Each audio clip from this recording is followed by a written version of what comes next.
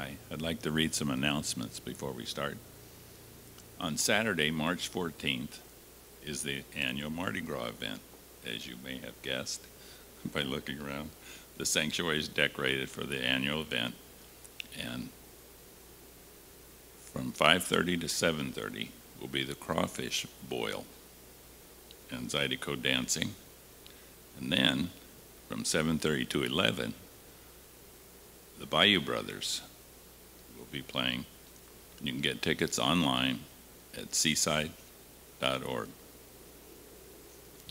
And on Sunday, March 15th at 12:30, Jen Phillips will have a workshop, and it's titled Language from the Heart. And she's here now. And would you share a little bit about that, Jen?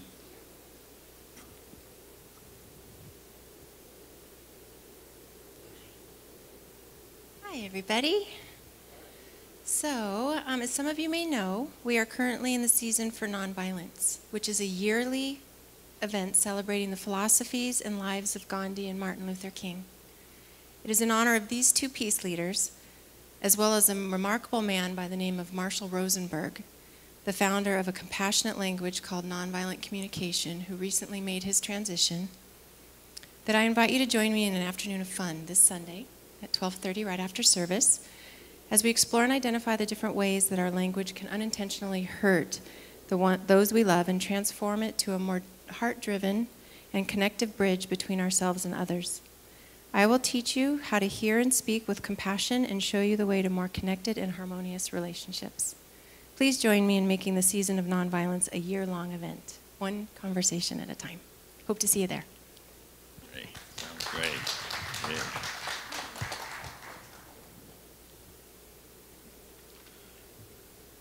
Reverend Lori Mack is collecting personal spiritual growth stories from us.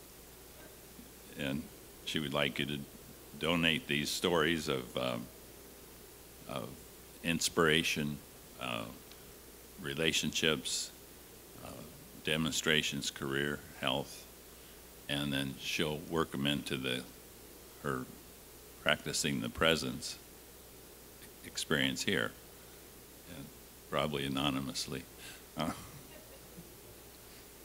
That will inspire others also. You can share these by internet through Share Your Story with Rev Lori at Gmail. Share your story, all one word, Share Your Story with Rev Lori,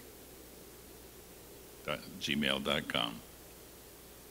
And this Friday, March 13th at 7, right here, will be the Dancers of Universal Peace. They will join Reverend Lori and Christine Stevens and the Sophilius Band.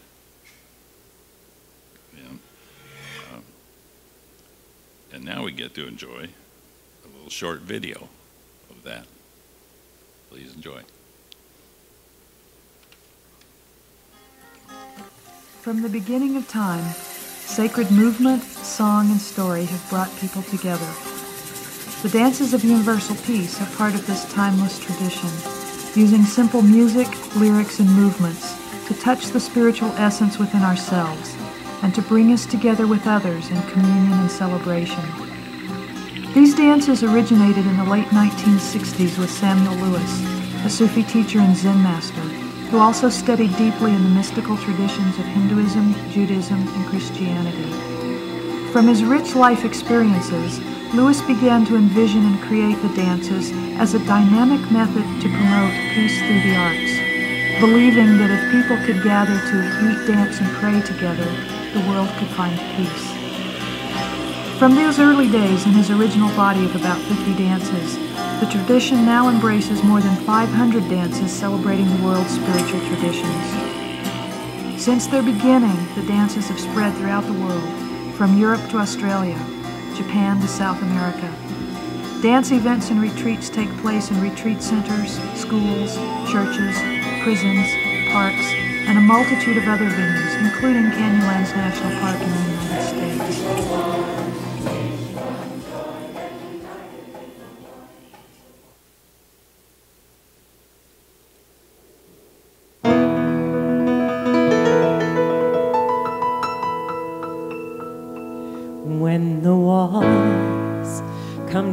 tumbling down, I choose joy.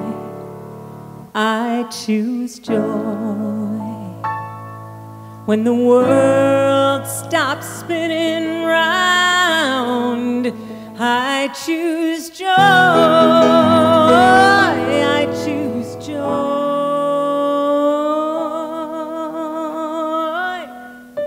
When my heart is hard to move, or when my music's lost the groove, or when I have too much to prove, I choose joy. I choose joy. 1, 2, 3, 4. So I'm going to invite you all to sing along. Go ahead and clap your hands. I know it's a little quieter evening in the middle of the week. I'm Terry Wilder. Welcome to your Wednesday night experience. And you get to sing along too because you already know the words. They are I choose joy. Here we go. When hate is all I see, I choose joy. Sing it back. I choose joy. When fear won't let me be, I choose joy. I choose joy. When betrayal and lies hide the light from my eyes, I look up to the skies and I choose joy. I choose joy. We're going to take it up the joy ladder now. Joy, joy, joy, joy, joy. I choose joy. Joy, joy, joy, joy, joy. I choose joy. In this moment right here, I choose joy. I choose joy. For the ones that I hold dear, I choose joy. I choose joy. To be who I must be. Oh, for the light to shine in me. For everybody to be free, I choose joy. I choose joy. Up the joy ladder again. Joy, joy, joy, joy, joy. I choose joy. Joy, joy, joy, joy, joy. I choose joy. Some joyful noise from Jim.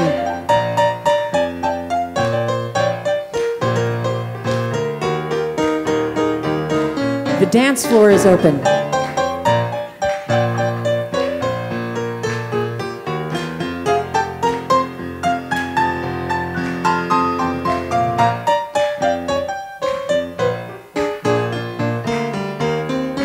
Get ready for Mardi Gras.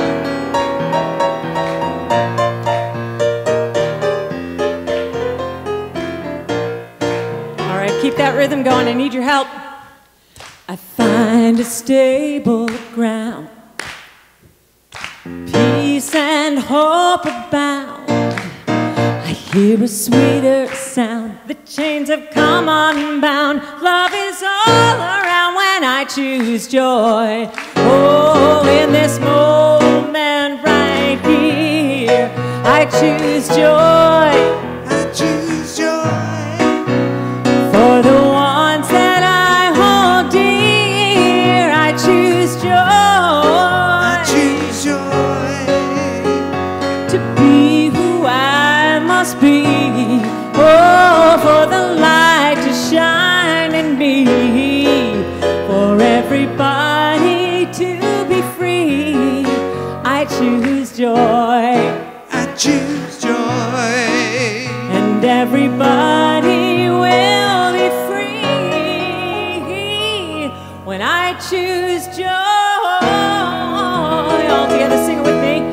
I choose joy.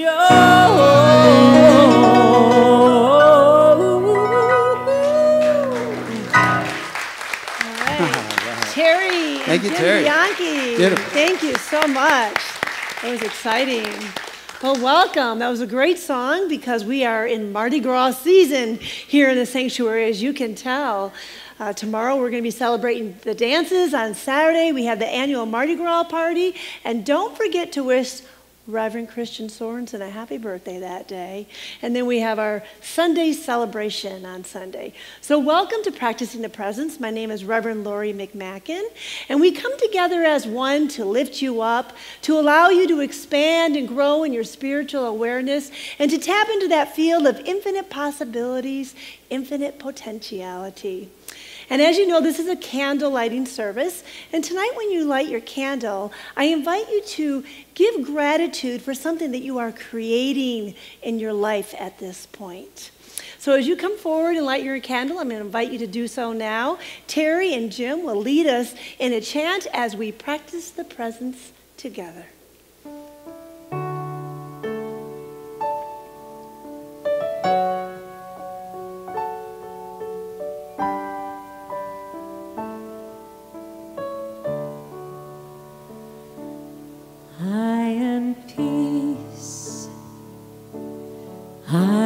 Stillness,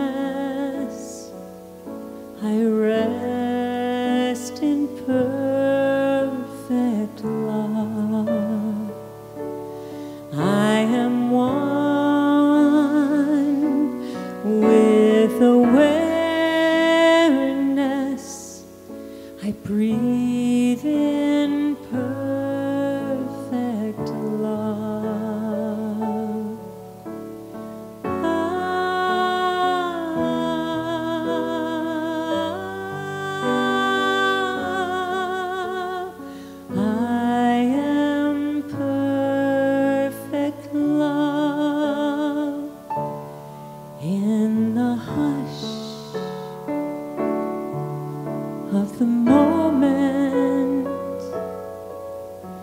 Whispered perfect love.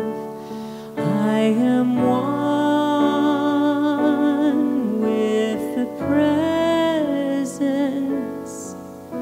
I breathe in perfect love.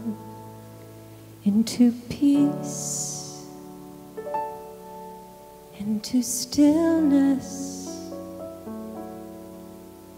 I rest in perfect love. Into one with awareness, I breathe in perfect love.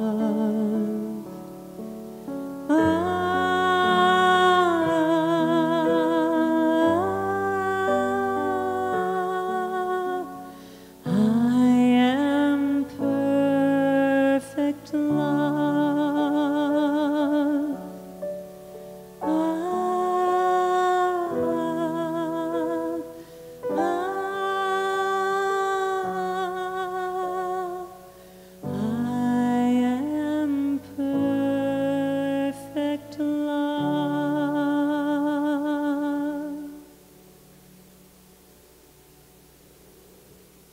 Thank you. That was so beautiful.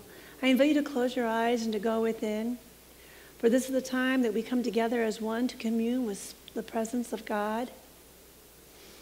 And to breathe in and just to allow that breath to flow into your heart space. And give gratitude for your divine self.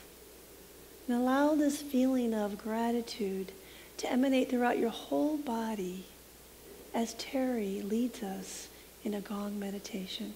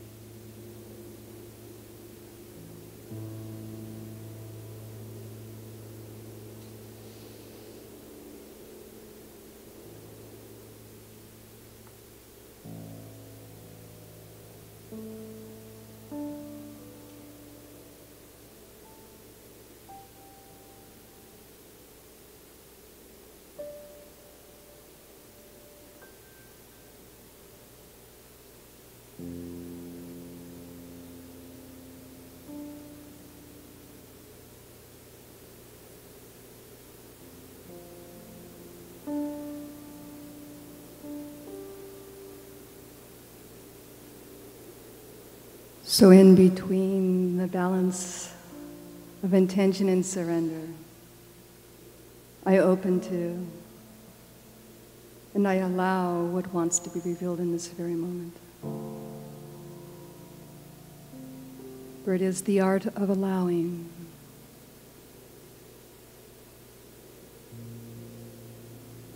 The art of allowing is the path of least resistance.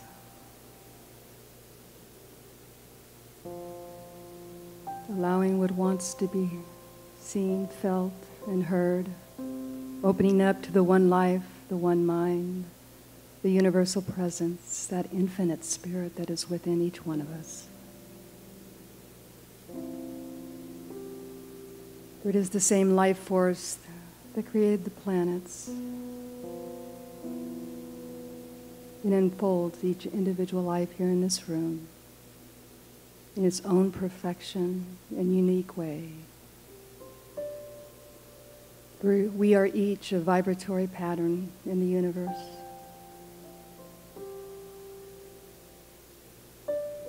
And we each resonate from the inside out as love, truth, perfect balance, peace, harmony. All these divine qualities envelop us, embody us. It permeates its delight in, through, and as our very being. So allowing spirit just to flow, just release and let go into that divine flow. For it is the divine intuition within you that outpictures into your world and welcomes your dreams.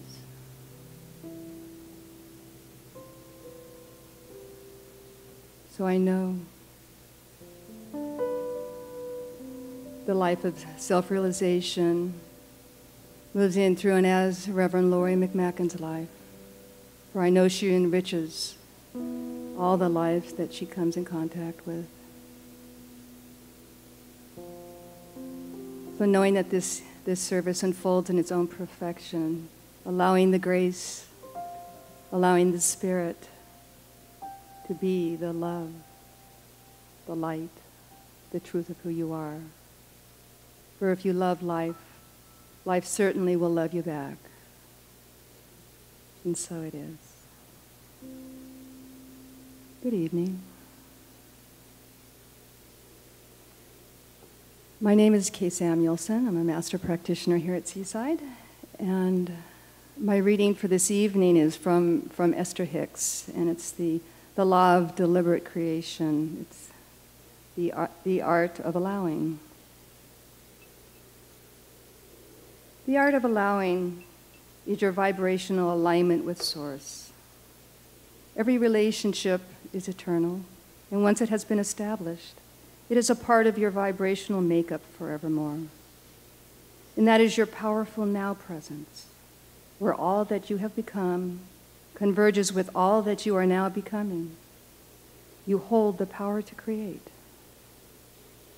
Deliberate creation is about allowing your own personal connection with the stream of well-being and with all that you consider to be good. The better you feel, the more you are allowing your connection to your source. The process of allowing is about beginning to feel the slight tugging of dissatisfaction with your current situation, and then feeling the gentle process of clarifying personal preferences regarding something different, and then aligning with the idea and the details of your heart's desire, and consciously witnessing the movement of the forces and situations to accommodate the acquisition. Life is about the ongoing and never-ending refocusing of each new vantage point. Life is always flowing to you and through you, but for you to have the conscious, deliberate awareness of it is the ultimate in truly living. Consciously managing and maintaining your vibrational balance is deliberate living. It is what we call the living, the art of allowing. There are 3 universal laws to understand if you wish to guide your life deliberately. the law of attraction, the law of deliberate creation, and the law of allowing. The law of allowing is really where all your personal power lies. The understanding and application of the art of allowing is a much easier way of going about the deliberate creation of your own experience and of fulfilling your intention for this joyous lifetime. It is the conscious, gentle guiding of your thoughts in the general direction of the things that you desire. As you get a glimpse of the larger picture of who you really are, and most important, as you become convinced that your true work to simply realign with who you really are, the art of allowing will become second nature to you. So the basis of life is freedom. The result of life is expansion, and the purpose of life is joy. And so it is. Thank you. So it is. The basis of life is freedom. Isn't that truth? Well, last week I read this wonderful book, and I loved the title of this book. The title was, If God's Your Co-Pilot, Switch Seats. Miracles Happen When You Let Go, by B.J. Gallagher. And it was a story about her personal journey of spiritual development and unfoldment. And as she faced her fear and she allowed the presence of Spirit in her life, what happened is that she opened up to the field of infinite possibilities and the infinite potentiality, and miracles occurred in her life. It was a beautiful story. And I would like to recite to you a reading from the story. It went like this. A wise woman wrote that you could be what you were meant to be, what you should have been. I want to believe her, but I'm afraid. I'm afraid that I won't succeed. I'm afraid that I can't change. I'm afraid that you would think me foolish. I'm afraid that I don't have the time, the talent, the energy, the focus, the persistence, and I deeply worry that it's too late. So what are you waiting for? God asked. Well, I'm waiting for the right time. There's no time like the present. God smiled. Well, I'm just trying to get all my information together. Well, you have all your information, God persisted. Well, I'm trying to work through my fear. I confess. I'm here. I'm with you. All you have to do is feel the fear and do it anyways. God nudged. I don't know how. How do you do it? I just don't know how. The how is in the yes. Say yes to taking the first step. Say yes to getting started. And saying yes to moving forward. You see, when you have this nudge that is within you, this divine urging, this divine nudge of something that is seeking to emerge within your life, and you say yes to it, and you walk through that fear, and you just allow Spirit to express through you, and you detach from any outcome or what's going to happen. You just tap in to those fields of infinite possibility. You tap into miracles when you let go. And this is the path of freedom. When we become master manifestors in our life, we walk the path of freedom. You see, when I first came into this teaching, I had a couple questions inside me that I wanted to know. Because I couldn't understand the universal laws. I didn't even know there were universal laws, as a matter of fact. So the first question I had was why? And I wanted to know why. Why is it every time that I wanted something like really, really bad, like there was this divine urge within me and I knew what it was and I felt it with passion and I was driven and I worked hard and I worked towards it and I worked towards it and I couldn't get it.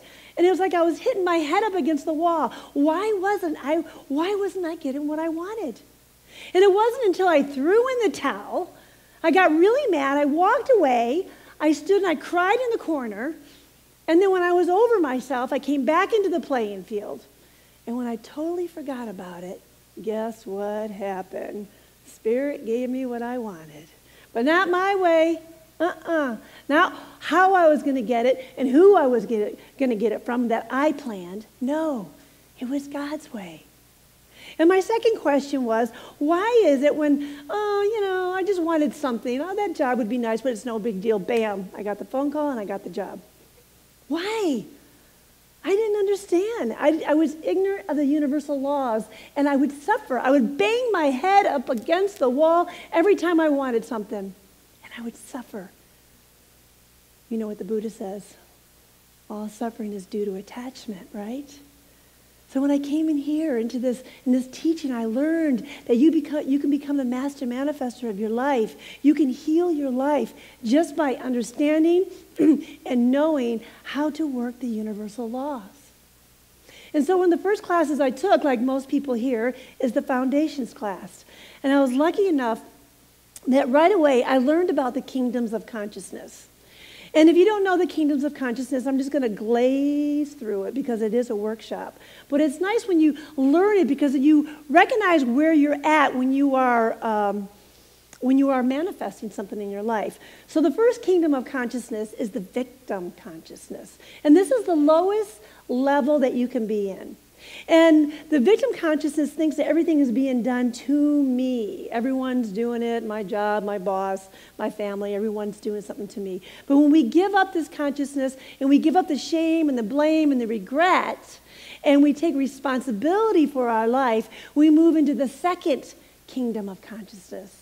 And this is when you are the great manifester of your life. This is the honeymoon process of being in religious science. My thoughts create my reality. I'm creating parking spaces and princesses and princes and palaces and all this really fun stuff. So this is when you are the great creator. But then all of a sudden you start smashing your head up against the wall because you're not getting what you want, how you want it, and who's going to give it to you and what time they're going to give it to you. And this is when you move into the third kingdom of consciousness, when you give up control. And as if you give up control and as you allow the expression of spirit into your life, you are experiencing miracles. And then you go into the fourth kingdom of consciousness. And this is when you give up separation and you become one with all of life. This is the moment of your meditation. But the tricky part about all these kingdoms of consciousness is you don't ever really sit in one kingdom for a long time. You kind of move. Like one moment you'll be in the first kingdom, you're the victim. The next minute you're letting God work through you. The next one you're meditation, you're one with all of life. So, but it is good to know this concept because when you're becoming the master manifester of your life, the master creator of your life, you want to know where you're at right now. And the only way that you can allow and let go is to move to the third kingdom and let the expression of spirit in your life. See, learning how to work the universal laws is almost like flying for free, okay? So when God's your co-pilot and you switch seats, you're flying for free. And I don't know about you, but I'm a frequent flyer, okay? I've been working the frequent flyer program longer than I've been working the universal laws. And one thing I know how to do is fly for free. Like I just booked my free ticket. And there's our rules and there's our regulations on how to fly for free. But once you figure it out, you get a free flight. This is almost like the universal laws. Once you figure out how to work the law, you get a free flight. So what I know from my frequent flyers is that if I accumulate 24,000 miles, okay, then I'm going to get a free flight. And how I'm going to do that is I'm going to put big ticket items on my credit card, and I have a business so I can pay that off at the end of the month. So I don't accumulate interest or debt, anything like that. And then after I have all my frequent flyer miles, right, and I'm totally embodied the presence of this spirit, what I'm trying to manifest, then I have to let it go because I have to see when I can fly.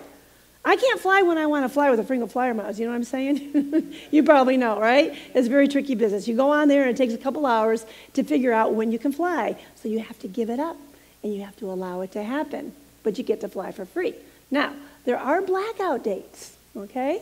The blackout dates means you can't fly for free. You got to pay and you got to pay big.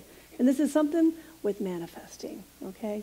So when we're manifesting something in our lives, matter of fact, I had a sacred circle, and 2 weeks ago we were talking about how to move forward, how to step forward in your life. And we had the blessing of having practitioner Rosedale Jones in our session, and she was telling us when she manifests that she forms a prototype. And everyone was like, wow, what's a prototype? What's that? And she would say, well, I feel it, and I sense it, and I see it. You know what I'm saying?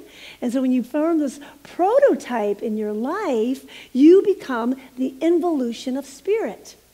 Because the involution is the idea in the mind of God coming through you. And that's your job when you are manifesting something in your life. But then when the evolution of spirit, when spirit comes into form, is spirit's job. You don't have to do that job. That is a universal law. It's always in action, whether you believe in it or not. So when you have this feeling, you're feeling it and you're sensing it and you're being it and you're becoming the prototype of this idea that you want to manifest, you allow spirit to do its job and bring spirit into form. But there is a tricky business there. You also kind of have to let it go. Now, it's up to you. You can let it go and allow miracles in your life, and you can let it go, and you can tap into the field of infinite possibilities and infinite potentiality, or you can try to control it, and you're going to suffer. I know that one. You're going to suffer, right? So when I try to do a spiritual prototype, what I do is I love it, and then I feed it, and then I nurture it. Right? And then I love it, and I feed it, and I nurture it. And then I love it, and feed it, and nurture it. And I love it, and feed it, and nurture it. So I become the embodiment of this evolutionary process. When you love something, you are the presence of God. You are pure spirit in expression. And spirit wants to express through you because spirit's always creating out of itself. When you love it and you feed it, you're thinking about it and you're reading about it and you're talking about it and you're with like-minded people and you're blogging about it and you're on the computer about it and you're taking classes about it. You are becoming that. Right? And then you nurture it. And then when you nurture it, you're becoming the expansion of consciousness. And you're allowing yourself to grow one step at a time. So you're loving it and feeding it and nurturing it. And loving it and feeding it and nurturing it. And that's your job. That's it. Wow. Can you imagine if that's it? That means you don't have to work hard? I bet you probably thought you had to work hard your whole life. No, that's all you have to do is love and feed and nurture and become the involution. Spirit automatically, there is a universal law that's going to express itself. Whether you believe it or not, it's always in action. And there's an infinite intelligence that's always going to tap into the infinite possibilities and the infinite potentiality of life. Now, how I look at, because I'm a visual person, so how I look at the infinite possibilities and the infinite potentiality of life, this whole realm of allowing, I look at it as a circle of 360 degrees, okay, that anything can happen, right? Anything can happen. Now, when you decide how it's going to happen and who's going to give it to you and when you're going to get it, what you're doing is you're taking 1% of that pie, okay? And you're deciding how it's going to be manifested. And it might not happen that way. And what happens is you're going to collapse the field of infinite possibilities, the field of infinite potentiality, and God's going to say, sorry, can't work with you. Right? You want to make God laugh? Just tell God how it's going to be done and when it's going to be done and who's going to give it to you. Right? So if you want, let's say, abundance, if you decide how you're going to get that abundance and who you're going to get that abundance from, look at everything that you're cutting out. You're cutting out the whole pie almost of where it can come from. But when you feel abundant and you sense it and you talk about it and you're with like-minded people and you nurture it and you love it and you know that you're swimming in an infinite world of abundance, the universe is going to do its job. That's the universe's job. Your job's right here. Love it, feed it, nurture it. The universe's job is to manifest it for you in ways that you don't even understand, because the universe is going to part the Red Sea. It is going to line the stars. It is going to hang the moon all for your favor. And this is our freedom. When we have freedom, we learn how to manifest something in our life. It's an amazing process. It's just, you don't have to suffer anymore. I guess that's nirvana, right? When there's no more suffering. You can just give it up and allow Spirit to give you the goods and just sit back and relax. But when you come, you can not only manifest something in your life, but this is also when you want to heal your life. If you want to heal something in your life, you become the spiritual prototype of what you want to heal. But no, you don't even have to say what you want to heal. If you can just become the spiritual prototype of love and gratitude, you're going to heal your body, and you're going to heal every single person around you in your radius. If you come from love, gratitude, and wholeness and detachment, is just everything around you is going to heal. You have to love it and nurture it and feed it. So what would you focus on if you're feeling bad about something? There you go. Focus on the feeling. If you're feeling bad about something, if you can't love it, you can give gratitude for it. The gratitude will go right into the heart. And when the gratitude goes into the heart, the love will pop open for whatever you're doing and whatever you're wanting to express. So in my sacred circle, I have a sacred circle, so I'm going to talk about it all the time now. I have some of the people here, but Bob Koff, he did the announcements today, and after we were having snacks, and he was telling me that he had this divine urge. There was something within him that was leading him to do voiceover work, because you notice he has a beautiful voice, doesn't he? Yes, everyone's saying yes, Bob.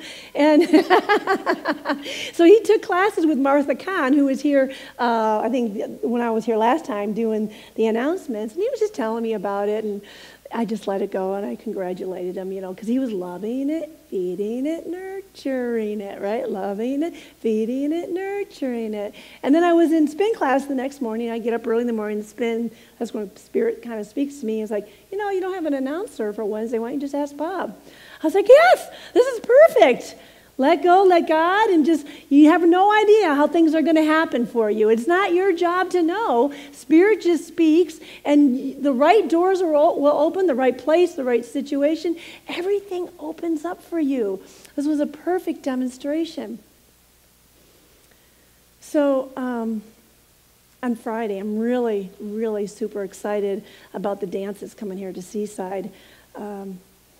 And what I love about the dance is exactly what I'm talking about, is that you become a spiritual prototype in your life when you're singing and you're dancing and you're moving together as one with a group of people. And they call this the dances of universal peace, because we are there to give peace to the world and be that consciousness out in the world. And the dances, as you saw, are all over the world. And the first time that I went to the dances was like 3 years ago. I went to a dance camp out into the desert, and we danced 2 hours in the morning and 2 hours at night, and I was like, wow, this is not even a union gig. I don't get a break, but I really liked it. It was so much fun just to have that spiritual embodiment. And I was driving home. I was just so full of love and so full of peace in my heart. And what happened is I got a phone call, and I answered the phone call, and someone was on the other line, and they were yelling at me. They were accusing me of something. And usually when someone comes at you, you get in there and you start fighting back, right? You get defensive, and you know what? I didn't. I was a vessel for love, and I was a vessel for peace. I was surprised. Yeah. I was like, oh, I'm so sorry. I validated. I listened. I said I was sorry for the pain. I knew it wasn't my stuff. When someone attacks you, it's usually theirs. But I was really compassionate, and I was just like, nothing on the outside world was going to affect my peace. It was such a beautiful experience. And so in February, I did the dances. I went to camp. I decided every year I'm going away to camp to do these dances, because I just love the effects and I love everything about them. And I met this girl there that she was almost a practitioner level at the Golden, Colorado, the Mile High Church there. And She told me the story that was just so amazing, that when she was a teenager, she was sitting by her bedside of her grandfather, and he was in a hospital and he was dying. In Western medicine, the way that he was dying was extremely undignified and uncaring. And this really pulled at her heartstrings. And as he passed away, she told her father that she was going to be an advocate to change the way that people died in the hospitals in the United States. So after that, she became a volunteer for hospice, and she kept on moving up. She became a chaplain and a social worker for hospice, and she also became an advocate for Medicare for hospice. So she was loving it. It was her passion, and she was feeding it, and she was nurturing it. And then as she became an adult and took leadership courses, she ended up opening up the first spiritual hospice center in Denver, Colorado, and it was called Namaste Hospice. And it was extremely successful. They didn't turn away anyone. Matter of fact, their mission there was to really cater to the soul as they made their transition, and to also nurture and love the body. However, the business was successful for about 12 years, and then the Medicare changed, and they started withholding money.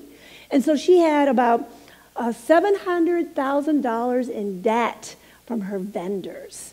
And not only that, but every single wall in her life started just to, oh my God, come apart.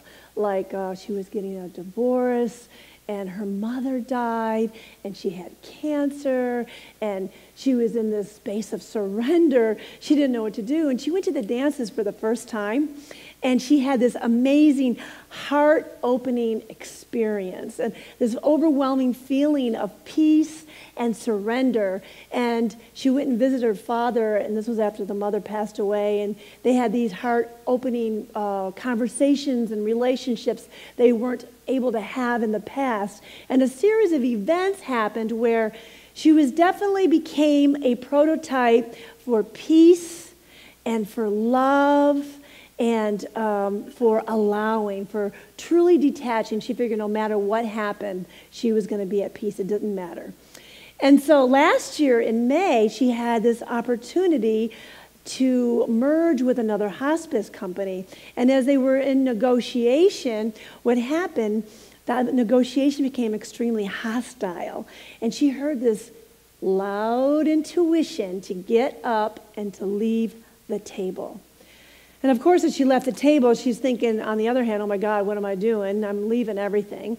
And she was wandering the streets, went back to her office, but she had no idea that there was a spiritual group of businessmen praying on the other side of town, and they were looking to acquire a hospice facility.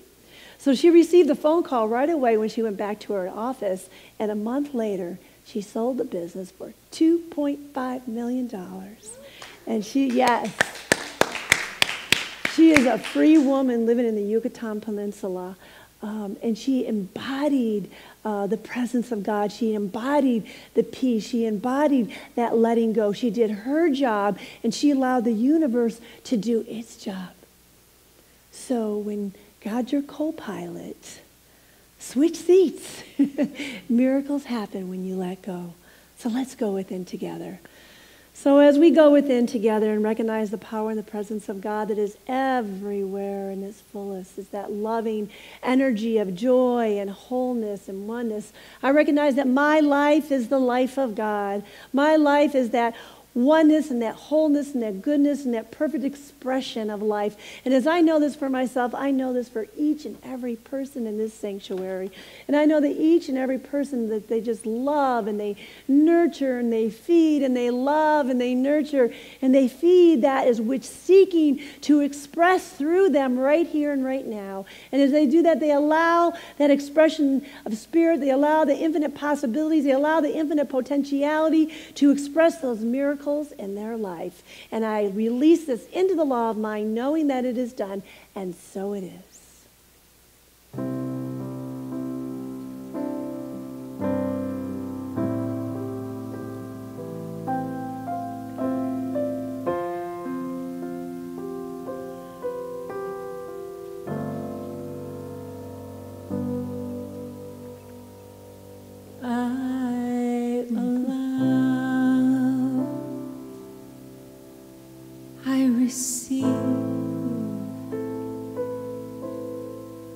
accept, I believe that I have all I need. I allow, I receive, I accept, I believe that I am all I need now.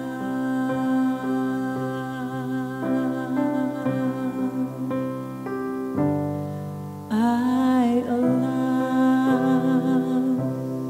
I receive, I accept, I believe that I have all I need. Sing with. I allow, I receive, I accept, I believe that I am all I need now.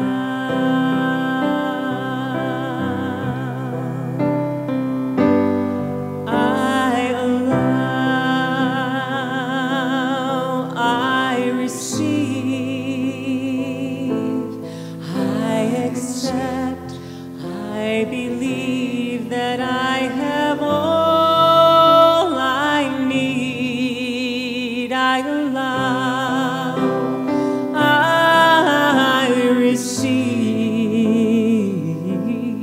I accept, I believe that I am all I need now.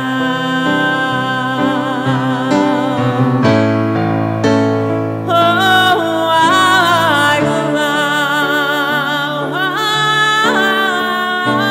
I receive, I accept, I believe that I have all I need.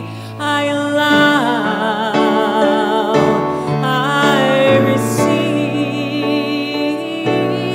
I accept, I believe that I am all I need now.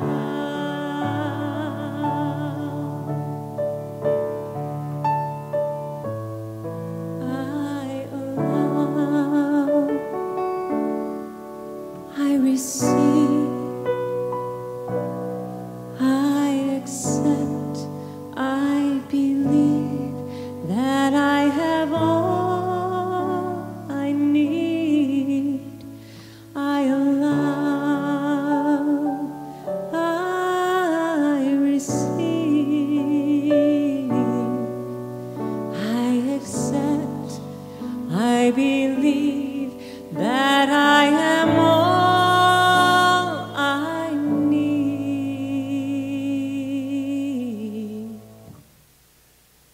now.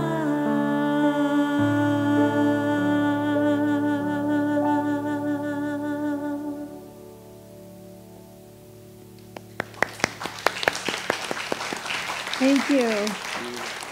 Terry sent me a sample of that song to hear her voice. I was like, oh, I love that song, and I have to do a talk about it. So thank you, Terry. It was so beautiful. Thank you. So I invite the ushers to come forward. This is our time of sacred giving, and I invite you to take your gift in your hand. And Ed, could we have the abundant affirmation, please? So I invite you to take your gift and put it over your heart. And we're going to do the abundant affirmation because I keep forgetting to do this. We'll do it first. Everyone together. Freely I give. Freely I receive. I'm immersed in the universal flow. One more time. Freely I give. Freely I receive. I'm immersed in the universal flow. So as you take your gift over your heart, I invite you to close your eyes and to go within and just thank you for these beautiful gifts. So as you freely give, you freely receive, and knowing that these gifts honor this sanctuary, they do good work in the world, and they multiply abundantly, and so it is.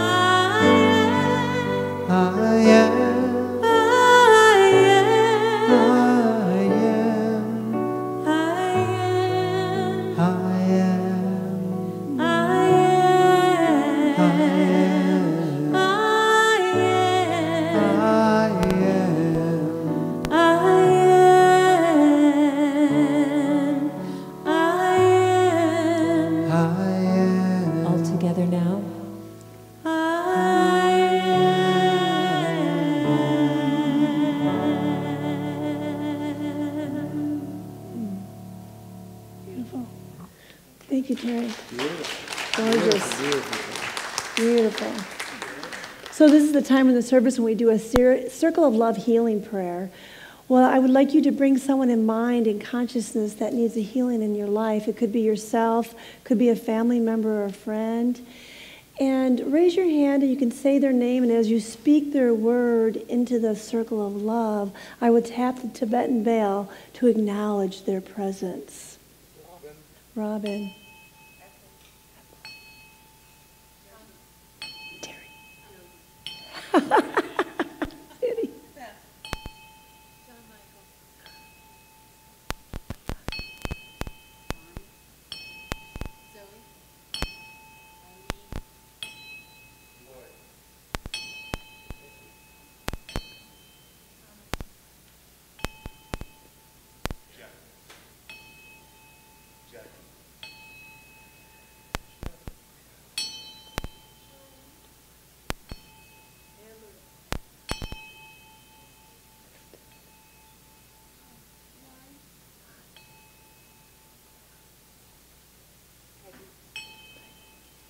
anyone else?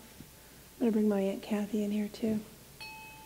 So I invite you to close your eyes and go within. Recognizing the oneness of life and the wholeness of life that is ever loving and ever good. And knowing that, as Ernest Holmes says, the circle of love is complete. It comprehends all, it includes all. It binds all together with cords of everlasting unity. I cannot depart from its presence nor wander from its care. The circle of love is complete within me. The circle of love is complete within each and every person here. The circle of love is complete within each person that we brought into the consciousness of love. For we hold them in the light of the divine spirit, knowing the expression of God is who they are, knowing that any lack or limitation, any dis-ease or disharmony is totally dissipated into that light of love. Knowing that where God is revealed, a healing has occurred. And I'm grateful for this divine knowing right here and right now as I release my word into the law, knowing that it is done, and so it is. Thank you. So this is my time where I want to give gratitude for everyone here. First of all, I would like to thank our practitioners holding the light, Jennifer and Rick, and our practitioner grounding us in spirit, Kay Samuelson. Thank you. I so adore you. I'd like to thank Jenny Mills and Dennis Mills and Melissa, and I'd like to thank Tim is there, and Gregory, my mother's favorite people, and Ed Reeves. And I also would like to thank Jim Bianchi. Thank you for joining us this Wednesday. And Terry Weiler, you're beautiful, absolutely beautiful. Thank you for the gong. Thank you for your beautiful voice. I hope you come and visit us again. And she has some wonderful jewelry and CDs if you want to take her home with you. So I invite you to stand up. So I'm going to do something a little bit different tonight. We're going to start with our universal blessing, but we're not going to dance, or we're not going to sing it. We are just going to say it, and then Terry will lead us out in a song. So Ed, could I have the universal blessing? Everyone together. Oh, may all beings be well and happy. May all beings be free from strife. May all beings be turned to love. Peace be with you forevermore. Thank you, Terry. And here are the lyrics right up there. Just join in when and as you can.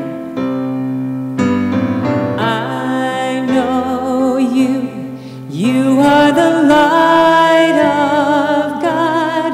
You are the love. You are the joy. You are me. I know you. You are the light of God. You are the joy. You are the love. You are me.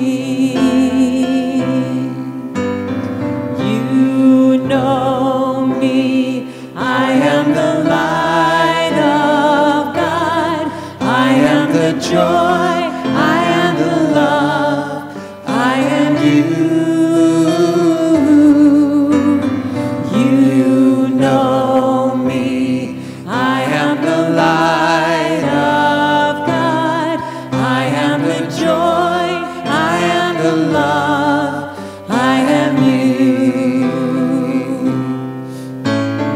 We know this, we are the light.